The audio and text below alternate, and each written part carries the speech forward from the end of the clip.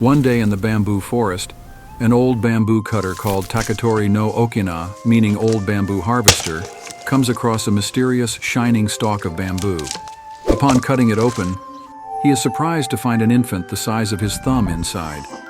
The old man and his wife, having no children of their own, decide to raise the infant as their own daughter and name her Nayotake no Kaguya Hime, meaning shining princess of the young bamboo. From that moment on, every time the man cuts a stalk of bamboo, he finds a small nugget of gold inside. The family soon grows rich, and within just 3 months, Kaguya Hime grows from an infant into a woman of ordinary size and extraordinary beauty.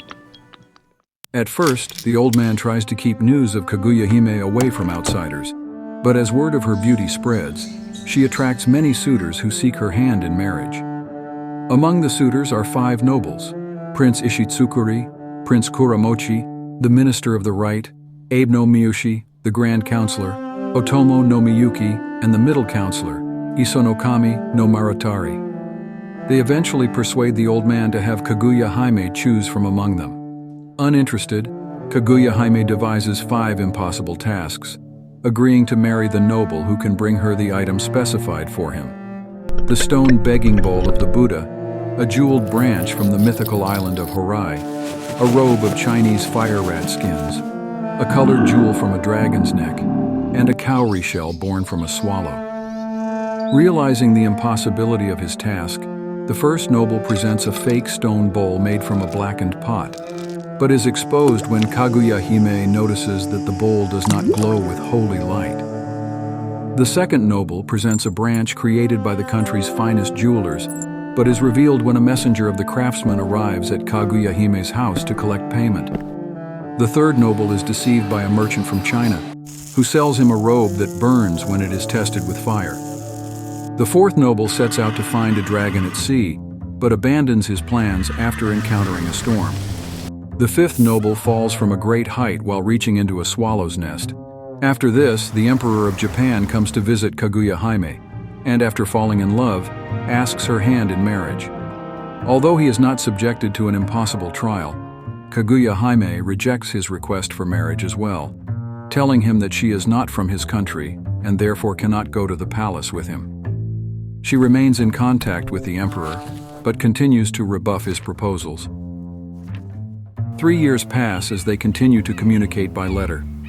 That summer, whenever Kaguya Hime views the full moon, her eyes fill with tears. Though her adoptive parents grow very worried and question her, she refuses to tell them what is wrong. Her behavior becomes increasingly erratic until she reveals that she is not of the earth and that she must return to her people on the moon. It is said that she was sent to the earth, where she would inevitably form material attachment, as a punishment for some crime without further description. The gold was a stipend from the people of the moon, sent to pay for Kaguya Hime's upkeep. As the day of her return approaches, the Emperor sends his guards to protect her from the moon's people. But when an embassy of heavenly beings descends upon the bamboo cutter's house, the guards are blinded by a strange light. Kaguya Hime announces that, though she loves her many friends on earth, she must return with the beings to her true home on the moon. She writes sad notes of apology to her parents and to the Emperor, then gives her parents her own robe as a memento. She then takes a little of the elixir of immortality, attaches it to her letter to the Emperor, and gives it to the guard officer. As she hands it to him, a feather robe is placed on her shoulders, and all of her sadness and compassion for the people of the earth are apparently forgotten. The entourage ascends into the sky, taking Kaguya Hime back to Tsuki, no Miyako meaning the capital of the moon, and leaving her earthly foster parents in tears. The old couple become very sad and are soon put to bed sick. The officer returns to the Emperor with the items Kaguya Hime gave him as her last mortal act, and reports what happened. The Emperor reads her letter and is overcome with sadness, and asks his servants, "Which mountain is the closest place to heaven?" In response, one suggests the great mountain of Suruga province. The Emperor then orders his men to take the letter to the summit of the mountain and burn it, in the hope that his message would reach the distant princess. They are also ordered to burn the elixir of immortality, as the Emperor does not wish to live for eternity, without being able to see her. Like, share, subscribe.